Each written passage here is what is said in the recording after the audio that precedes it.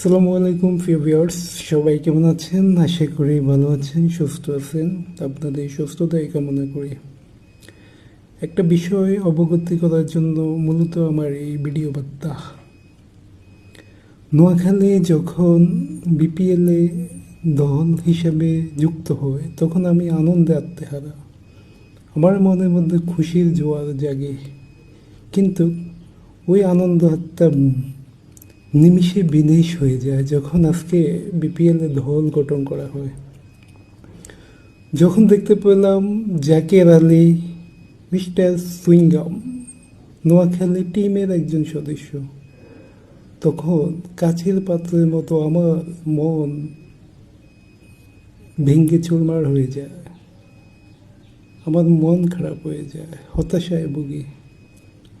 জানি না, যেই ফিল নিয়ে বিপিএল দেখার ইচ্ছে ছিল আমার, আদৌ মনে হয় না আমি ওই ফিল পাবো।